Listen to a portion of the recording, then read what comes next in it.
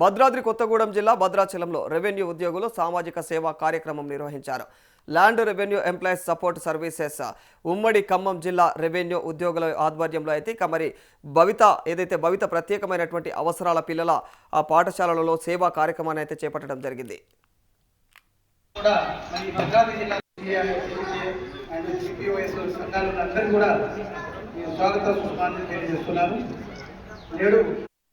ఈ సందర్భంగా వికలాంగ పిల్లలకు వివిధ రకాల సహాయక పరికరాలు, నోట్ పుస్తకాలు, పండ్లను కూడా అందించారు. అనంతరం పాఠశాల ఆవరణలో మొక్కలు నాటడం జరిగింది. ఈ కార్యక్రమానికి తెలంగాణ రాష్ట్ర ఉద్యోగ సంఘాల జేఏసీ అధ్యక్షులు లచ్చిరెడ్డి ముఖ్య అతిథిగా అయితే హాజరవ్వడం జరిగింది. తెలంగాణలోని రెవెన్యూ ఉద్యోగుల సహకారాలతో అయితే నూతనంగా LRESSS అనేటువంటి ఏర్పాటు చేసినట్లుగా అయితే లచ్చిరెడ్డి తెలియజేయడం జరిగింది.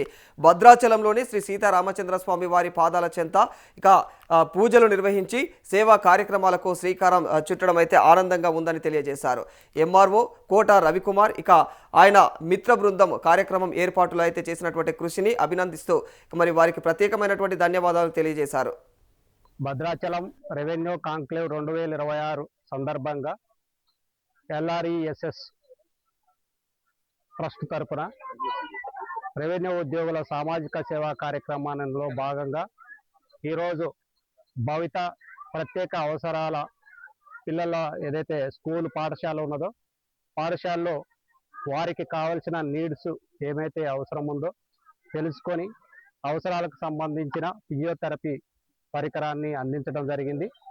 అదేవిధంగా వారికి పిల్లలకి కావలసిన పుస్తకాలు మరియు నిత్యావసర వస్తువులు, అదేవిధంగా ఏదైనా ఇంకా అవసరాలు ఉన్నా కూడా కనుక్కొని తెలుసుకోవడం జరిగింది. ప్రత్యేకంగా ఈరోజు ఈ స్కూల్ని మేము ఇప్పటి నుంచి ఒక దత్తతగా తీసుకొని భవిష్యత్తులో కూడా ఇలాంటి కార్యక్రమాలను నిర్వహించడం జరుగుతుంది.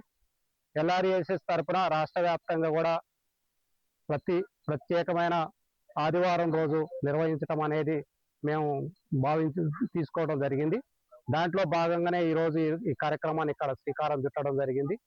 కాబట్టి దయచేసి మా రెవెన్యూ ఉద్యోగులందరూ కూడా నా యొక్క విజ్ఞప్తిని మీరు పాటిస్తారని కోరుతూ, ఇదే విధంగా ఇక్కడ ఇంకా బ్రెడ్ స్కూల్లో కూడా వారికి అవసరాలను కూడా గుర్తించడం జరిగింది. వారికి కూడా అక్కడ ఇవ్వటం జరుగుతుంది.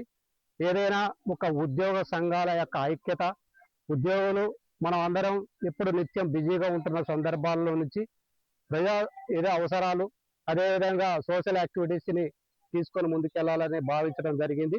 ప్రతి ఉద్యోగిని ఇందులో రెవెన్యూ ఉద్యోగులను భాగస్వాములు చేయడం జరుగుతుంది.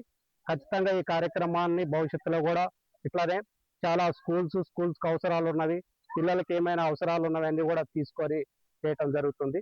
ఈ అవకాశం ఇచ్చిన రవికుమార్, భద్రాద్రి జిల్లా కొత్తగూడెం తెలంగాణ తహసీల్దార్ అసోసియేషన్ అధ్యక్షులు గారు ఈ కార్యక్రమాన్ని ముందుండి నిర్వహించడం జరుగుతుంది.